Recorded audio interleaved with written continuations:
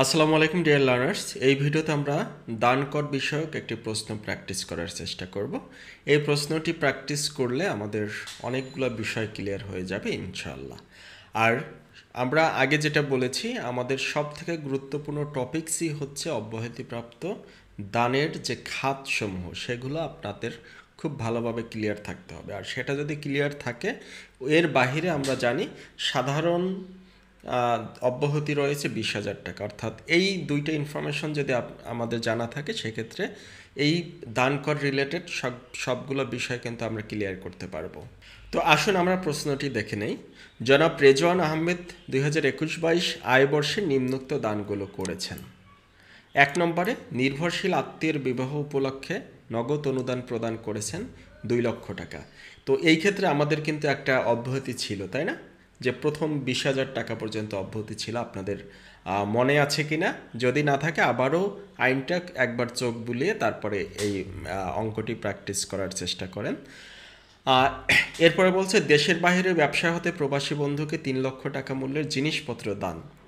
তাই সেক্ষেত্রে দেশের বাহিরে যদি দেশের বাহিরে হয়ে থাকে তাহলে কি অব্যাহতিপ্রাপ্ত, তাই না? বন্ধুর বিয়েতে গাড়ি ও মোবাইল ফোন দান। তো এটি কি আসলে অব্যাহতিপ্রাপ্ত যে খাতসমূহ আছে সেখানে কোনোটির সাথে আছে কিনা? যদি না থাকে সেক্ষেত্রে পুরোটাই আমাদের ট্যাক্সেবল হবে। ছোট বোনকে দান করেছেন।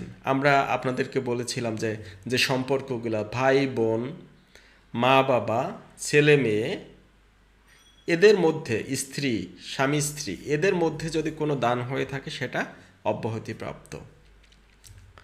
তাহলে আমরা পাইলাম ছোট বোনকে দান করছেন। তারপর জীবন বীমার প্রিমিয়াম প্রদান, নিজের জন্য 25,000 টাকা, স্ত্রীর জন্য 30,000 টাকা, ছোট ভাইয়ের জন্য 24,000 টাকা। তাইলে স্ত্রীর কথা একটা কথা আমরা পড়ছিলাম, পয়েন্ট ছিল যে দান যদি পত্নী ব্যতীত নির্ভরশীল আত্মীয়ের জন্য, তার মানে কি পত্নীর জন্য যেটা সেটা অব্যাহতিপ্রাপ্ত, নিজের জন্য যেটা সেটা তো নিজের জন্য।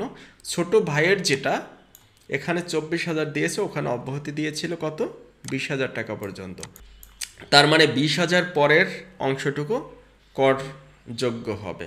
তো এখন আমাদেরকে জনাব রেজওয়ানের করযোগ্য দান এবং প্রদেয় দান করে পরিমাণ নির্ণয় করতে হবে। তো আসুন আমরা এটাকে সমাধান করার চেষ্টা করি।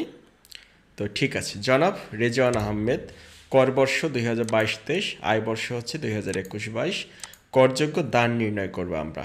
তাহলে প্রথম যে প্রশ্নটা ছিল, নির্ভরশীল আত্মীয়ের বিবাহ উপলক্ষে নগদ অনুদান 2 লক্ষ টাকা। নির্ভরশীল আত্মীয়ের বিবাহ উপলক্ষে নগদ অনুদান 2 লক্ষ টাকা। এখানে অব্যাহতিপ্রাপ্ত আছে আমাদের 20,000 টাকা।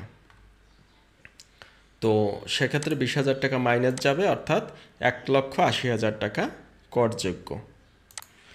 তারপরে 2 নম্বর ছিল বাংলাদেশের বাহিরে ব্যবসায়ত প্রবাসী বন্ধুকে 3 লক্ষ টাকা মূল্যের জিনিসপত্র দান। অর্থাৎ বাংলাদেশের বাহিরে অবস্থিত সম্পত্তি বা দান। তো এটা হচ্ছে প্রবাসী বন্ধুকে জিনিসপত্র দান করছেন 3 লক্ষ টাকা, সম্পূর্ণটাই অব্যাহতিপ্রাপ্ত, অর্থাৎ এখানে আপনার কোনো ট্যাক্স আসবে না। বন্ধুর বিয়েতে গাড়ি ও মোবাইল ফোন দান, বিশাল বড় একটা অ্যামাউন্ট। এটা মূলত আমাদের সবগুলো অ্যামাউন্ট যাতে পাই এজন্য এইভাবে একটা বড় অ্যামাউন্ট দিয়েছি, সবগুলো রেট যাতে আমরা ক্যালকুলেট করতে পারি। 47,25,614 টাকা। বন্ধুর বিয়েতে গাড়ি ও মোবাইল ফোন দান 47,25,614 টাকা। ওকে, এটা পুরোটাই ট্যাক্সেবল, রাইট? ছোট বোনকে দান করছেন 4 লক্ষ টাকা। তাহলে ছোট বোনকে দান করলে সেটা কি সম্পূর্ণ অব্যাহতিপ্রাপ্ত। ছোট বোনকে দান 4 লক্ষ টাকা বাদ অব্যাহতিপ্রাপ্ত, অর্থাৎ এখানে আমাদের কোনো ট্যাক্সেবল নাই। জীবন বীমার প্রিমিয়াম নিজের জন্য 25,000 টাকা, স্ত্রীর জন্য 30,000 টাকা, অর্থাৎ এগুলো বাদে ছোট ভাইয়ের জন্য আছে 24,000 টাকা। তাইলে ছোট ভাইয়ের জন্য 24,000 টাকা, এখানে অব্যাহতিপ্রাপ্ত দান হচ্ছে 20,000 টাকা, আর 4,000 টাকার উপরে ট্যাক্স আসবে। তাহলে আমার টোটাল ট্যাক্সেবল দান হচ্ছে কত?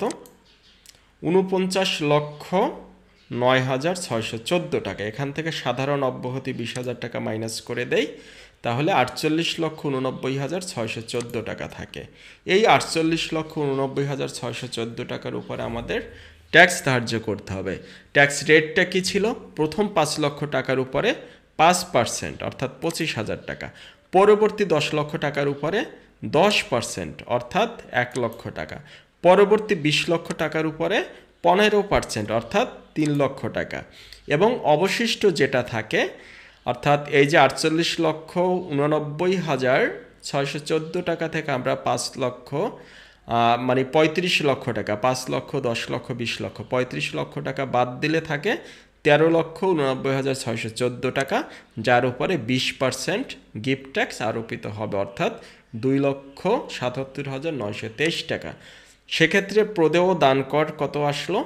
আমার টোটালের যোগফল 7,02,923 টাকা। তো আপনাদের যখন ম্যাথ যদি আসে, আপনারা এই যে ফরম্যাট যেটা এখানে দিলাম, এই ফরম্যাটটা আপনারা অনুসরণ করে অ্যান্সার করতে পারবেন। সাধারণত এত বড় ম্যাথ আসে না, যদিও আসে আপনারা ইনশাআল্লাহ পারবেন। আর আশা করছি দান কর নিয়ে আপনাদের আর কোনো সমস্যা থাকবে না। আসসালামু আলাইকুম। সকলে আমার জন্য দোয়া করবেন, ভালো থাকবেন। আর আপনারা যদি খুব ভালোভাবে in details income tax A to Z শিখতে চান, সেক্ষেত্রে অবশ্যই আমাদের মাস্টার প্ল্যানার যেটি আছে সেখানে আমন্ত্রিত। তো ভালো থাকবেন সবাই। আসসালামু আলাইকুম।